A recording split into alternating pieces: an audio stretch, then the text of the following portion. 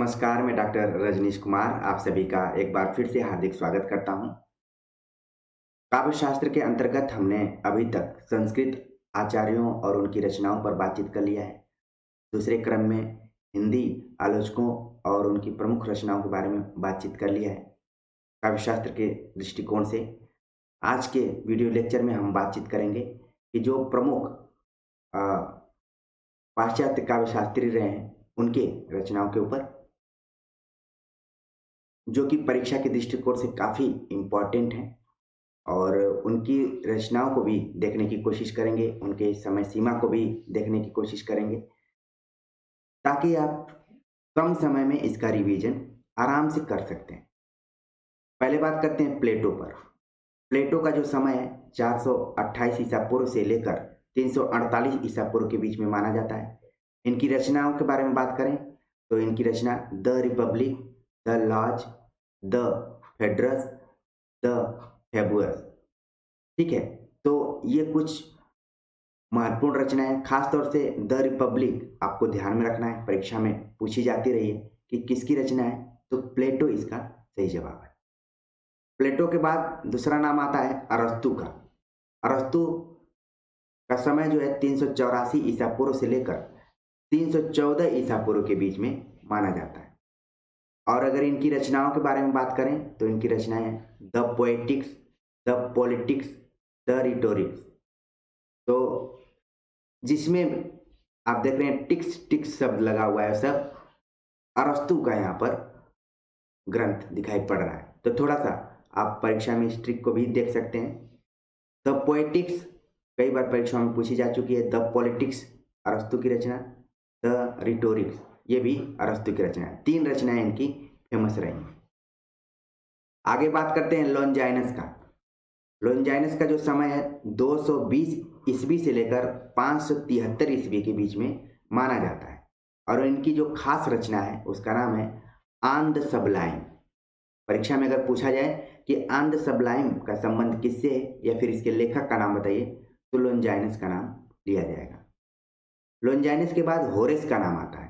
Horace का जो समय है 65 से 8 ईसा पूर्व के बीच में माना जाता है और इनकी जो रचना है उसका नाम है the art of poetry. The art of poetry Horace द्वारा लिखी गई है। होरस के बाद जो नाम आ रहा है क्विटिलियन। क्विटिलियन से संबंधित बहुत कम प्रश्न पूछे जाते हैं, हालांकि पढ़ने के क्रम में हम इसको देख सकते हैं। इनका जो समय है प्रथम शती का उत्तरार्ध माना जाता है और इनकी रचना है इंस्टीट्यूशन ऑरेटेरिया, ठीक है। इनके बाद नाम आता है फिलिप सिडनी का, जिनका समय है 1554 से 86 के बीच में और इनकी रचना है इन डिफेंस ऑफ पोएट्री। तो ये दोनों जो लेखक हैं उतना इम्पोर्टेंट नहीं जितना कि इसके ऊपर के लेखक थे। ड्राइडन का नाम थोड़ा सा इम्पोर्टेंट है। ड्राइडन जिनका समय है 1610 से 1700 ईस्वी के बीच और इनकी अगर रचना के बारे में बात करें तो नाम है एसे ऑन ड्राइनेटिक पोएजी, ठीक है। ड्राइडन के बाद नाम आता है डॉक्टर जॉनसन का। इनका समय 1709 से लेकर 1784 ईस्वी के बीच। इनकी रचना है the lives of the poets. Johnson के बाद अलेक्जेंडर पोप का नाम आता है, जिनका समय 1688 ईस्वी से लेकर 1744 ईस्वी के बीच। इन्होंने लिखा एसे ऑन क्रिटिसिज्म। कई बार परीक्षाओं में पूछा जा चुका है, इंपॉर्टेंट है आपके लिए। Essay on criticism Alexander pope की रचना है। अगले जो विचारक हैं उनका नाम है विलियम वर्ड्सवर्थ, जिससे कि आप सभी लोग परिचित हैं। इनका समय है 1770 से लेकर 1850 ईस्वी के बीच। इनकी जो रचना है उसका नाम है द लिरिकल बैलेड्स। ये काफ़ी इंपॉर्टेंट है परीक्षा के दृष्टिकोण से, हमेशा परीक्षा में पूछी जाती रही है। 2 लोगों ने मिलकर इसे संपादित किया था, ठीक है। वर्ड्सवर्थ के बाद नाम आता है सैमुअल टेलर कॉलरिज, जिनका समय है 1772 से लेकर 1834 ईस्वी के बीच में। और विलियम वर्ड्सवर्थ और टेलर कॉलरिज ये दोनों आपस में मित्र भी थे। कॉलरिज की जो रचना का नाम है उसका नाम है लिटरेरिया बायोग्राफिया, ठीक है।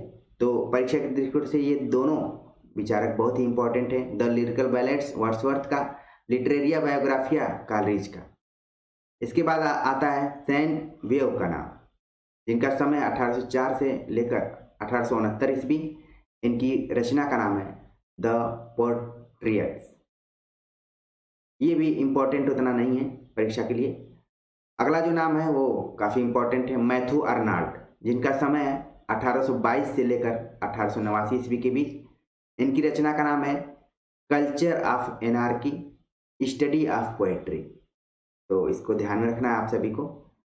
अगले जो विचारक हैं उनका नाम है I A Richards. I A Richards काफ़ी इम्पोर्टेंट पाश्चात्य काव्यशास्त्री रहे हैं, जिनका समय है 1893 ईस्वी के आसपास में। इनकी रचनाएं परीक्षा के दृष्टिकोण से काफ़ी इम्पोर्टेंट हैं। कई बार सुमेलित करने वाले में आ जाती हैं, कई बार मिलान करने वाले में आ जाती हैं, और कई बार वन लाइनर में आती रहती हैं।